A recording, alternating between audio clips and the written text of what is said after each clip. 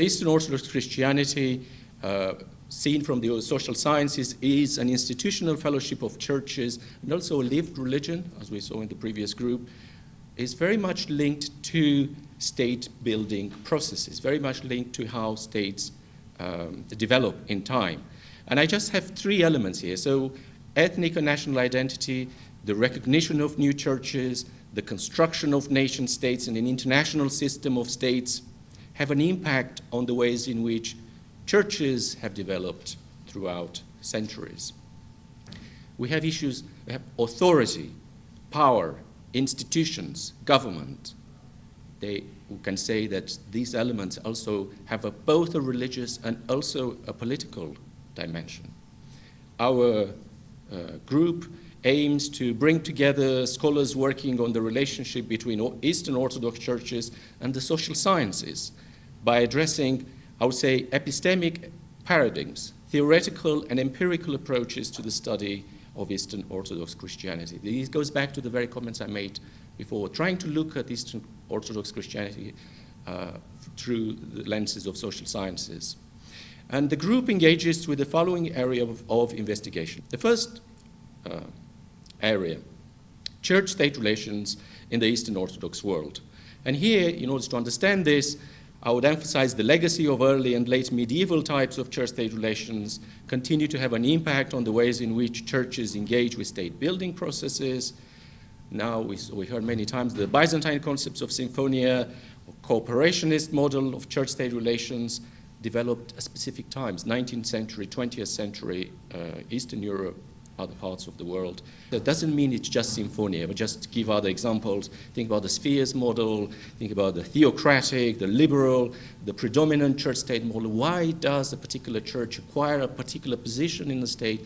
Is the state interested in supporting a specific church or not, or persecuting it? So all these elements are important to take into account. A second area, relations between religious and political authorities. And what do I mean here? I realize that this relationship is highly contested, and in fact it has been one of the most contested issues defining Eastern Orthodoxy. And I would argue that you have to, when you look at the faithful, this relationship between the faithful and political authorities, in fact you have a multitude, you have many, so it's not always close relationship. You have, think about the position of the ethnarch in the Ottoman Empire, but also think about some clergy or higher clergy acquiring the highest level of political powers, heads of government in interwar Romania or post-war Cyprus. You know the examples. Or other churches, this relationship completely rejecting any contact or any relationship between the politics and the religious. So I think we have to take all these examples into account. A third area of investigation, Orthodox churches and migration.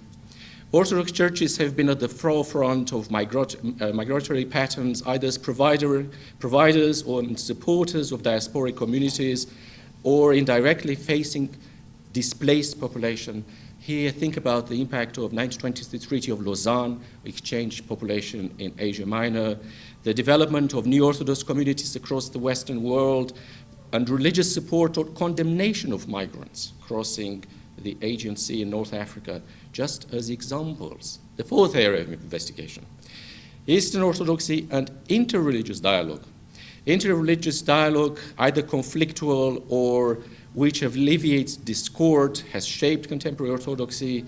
Dialogue as a form of searching for international recognition as an independent, autonomous church, as a form of projecting influence, or just as an expression of human security, preserving traditions and the rights of local community remains highly important. And when we speak about dialogue, it's not just because churches are interested in dialogue, it's not just scholars like us meeting here, but also the voice coming from, they say, the secular world, from the social science world, being interested in how churches engage with the wider sphere. Think, and as an example of this recent phenomenon, just think about Article 17 of the Lisbon Treaty in the European Union, which establishes for the first time a quotation, a so-called open, regular, and transparent dialogue between religions, churches and communities of conviction and European institutions. So now we need to have this dialogue. The political world is interested in what churches have to say. A fifth area of investigation. Eastern Orthodoxy is a global faith and church. And I would argue here that the diversity of religious communities, social structures, and political activism in the Eastern Orthodox world offer insights into the global dimension of the Eastern Orthodox Church. Churches are active actors not only at the local level, but most importantly engage in international affairs, which contribute to the overall structure of Eastern Orthodoxy. So what is the church from social science? Of course, that's highly important. For the first conference in Iași, the group invites papers for a panel on Eastern Orthodox Christianity and pluralism, conceptual frameworks and comparative analysis, which engages with the proposed areas of investigation. I would invite scholars working in the fields of political science, international relations, history, anthropology, law, and area studies to submit paper proposals.